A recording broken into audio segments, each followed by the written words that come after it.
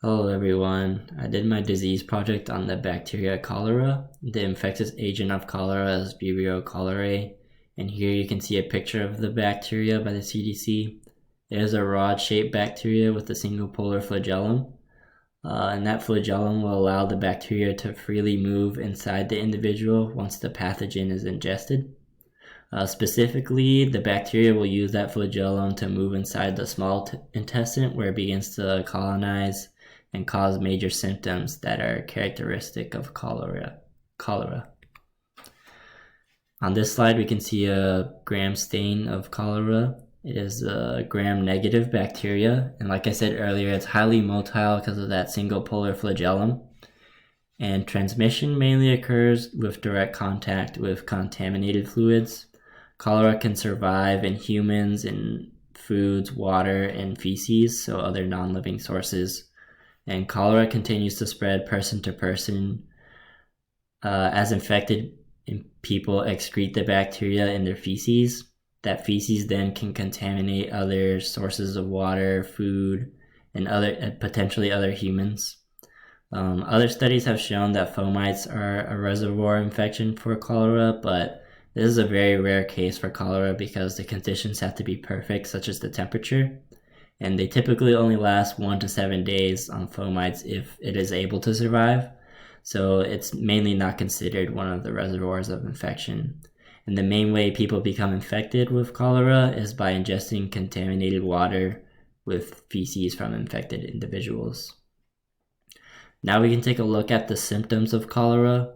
The main characteristic of it is an acute diarrheal infection, and here you can see all the symptoms associated with that.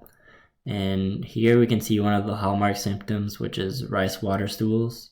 Rice water stools are caused by severe dehydration, which leads to the patient to excrete white flecks of mucus, epithelial cells, and bacteria. And here we can see one of the hallmark conditions of the patient. This is what kind of the signs of cholera look like. As you can see, the patient has sunken eyes, a sunken face, and sometimes the patient will have blue lips as well, and these can kind of be as the hallmark signs of cholera. And most of these signs will kind of parallel with severe dehydration, as we can see in these other symptoms as well, such as loss of skin elasticity, low blood pressure, thirst, and muscle cramps. And in severe cases of cholera, the patient will experience coma, shock, and a severe dehydration that will cause death within hours. The incubation period for cholera is very short compared to other diseases and typically lasts anywhere between 1 to 5 days. However, a patient can start to experience symptoms within 12 hours after being infected. And after a patient shows symptoms, they can be contagious for 1 to 10 days. Depending on the severity of their symptoms and diarrhea, their contagious period can last longer than 10 days as well. Now we can take a look at the route of infection that cholera usually takes. It's usually going to go through the fecal-oral route most of the time. A person will usually ingest contaminated water with cholera inside it, and that'll move down to the stomach. Now, the stomach usually acts as a natural defense against cholera because of the stomach acid. Stomach acid creates an environment where cholera has trouble surviving, and typically in normal individuals, cholera will not be able to survive in the stomach and within the stomach acid. However, in individuals such as children and the elderly who lack the normal amounts of stomach acid, they will be able to surpass the stomach acid and move into the small intestine where it'll begin colonizing. Once cholera enters the small intestine, it can use its flagellum to move around within the small intestine and begin colonizing. Once it begins colonizing, it'll start to excrete toxins called CT, or cholera endotoxins.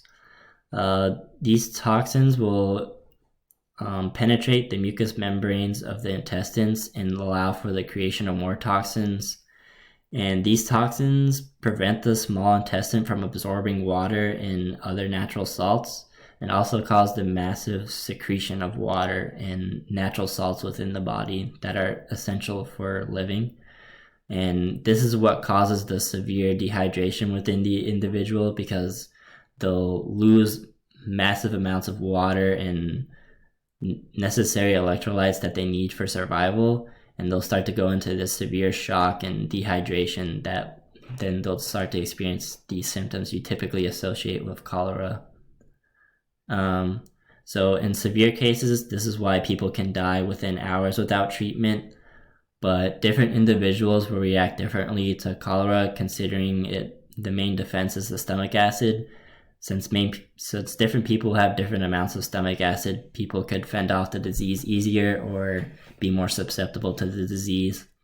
There are also different strains of cholera as well, and one of the strains actually manifest in people to be asymptomatic. So they won't experience any symptoms at all and won't even have diarrhea, but still be excreting the bacteria in their feces and contaminating other water sources or other individuals potentially. That's going to be a majority of cases. And on the other hand, the severe cholera, which will be a minority of cases, around 10%, is where people can experience death within hours. So that's on the shorter side. However, people can receive treatment for cholera. These two treatments are pretty successful at diminishing the mortality rate. The World Health Organization cholera kits and oral rehydration salts. Typically, the mortality rate for cholera is around 50%, but with the use of these treatments, they've been able to diminish it below 1%. So these treatments are very cost effective as well. For the cholera kits, they typically cost $5,500, which seems expensive, but these kits can treat up to over 100 people, which would mean about $55 per individual, which is considerably cheap thinking about other methods. But there exists even a cheaper method, which is the oral rehydration salts. Now, these salts typically contain salt, zinc, potassium, and other natural salts that the body needs to survive and rehydrate. And each packet only costs about like 10 cents. So, and a typical individual will need 1 to 6 liters of water with one packet of oral rehydration salts within them to survive severe cases of cholera. So typically a person would only need 60 cents to survive severe cholera. And in these cases, these methods are very cheap. And there also exist vaccines that can prevent cholera and provide full protection for 2 to 3 years.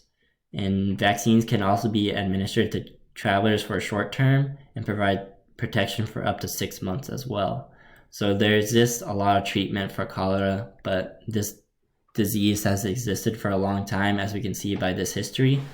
There have been 7 pandemics of cholera overall and countless amounts of outbreaks of cholera. We can take a look at the significant pandemics, such as the 5th pandemic, when the infectious agent of cholera was discovered. This allowed many industrialized nations to prevent cholera and essentially forget about it because they no longer experience outbreaks of it anymore. And the 7th pandemic is also significant. The end date of it is kind of controversial. 1975 is when it stopped to exist in industrialized nations, but it continues to persist in Africa, Asia, and the Middle East. So this pandemic is still considered to be ongoing and one of the longest lasting pandemics the world has ever seen.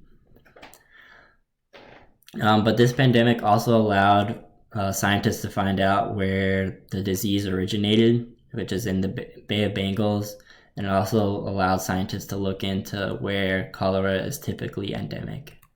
And we can take a look at the current situation. So this is some areas where cholera is typically endemic. I know it says 2017 to 2018, but these areas still experience the same problems today, especially Yemen. So for example, in 2019, Yemen experienced one of the worst outbreaks of cholera in history. They had around 2,000 new cases of cholera each week, and over 1 million people became infected with cholera in 2019. So this disease is still outbreaking in areas such as Africa, the Middle East, and Asia. So it's still very prevalent, but we just don't normally see it within industrialized countries because of our health and sanitation systems.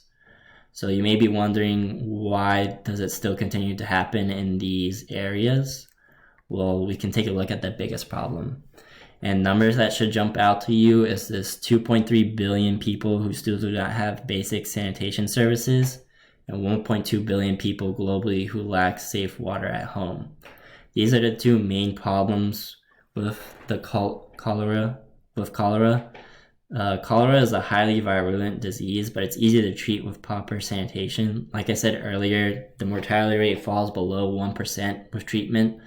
So with these methods, we could potentially put cholera on the eradication list, but with this amount of people without sanitized water, it seems impossible to prevent the disease at all. Recently, the World Health Organization planned to reduce cases of cholera by 90% and provide safe, universal sanitation for all by 2030. But this relief program is seen to fail, as it's 2020 now and these numbers are still pretty accurate. There hasn't been much change in these, and 2.1 billion is a significant portion of the population. And without removing these problems, cholera will still remain to be a problem because it is the main source of where the disease persists. So without removing these lack of safe water and sanitation problems, we won't be able to overcome the disease. And the key to preventing disease is a universal approach. And if countries continue to ignore developing countries, the disease will continue to be an overlooming threat to the society. The solution is simple, but it's going to take a lot of effort from industrial countries if they want to remove cholera forever. I believe that the day where cholera will be eradicated is far from now, considering the staggering numbers that this data presents. But if industrialized countries work together, they can certainly achieve that goal. However, as of right now, it doesn't look like we're moving in the right direction. And on that note, on that sad note, here's my references, and thank you for listening to my presentation.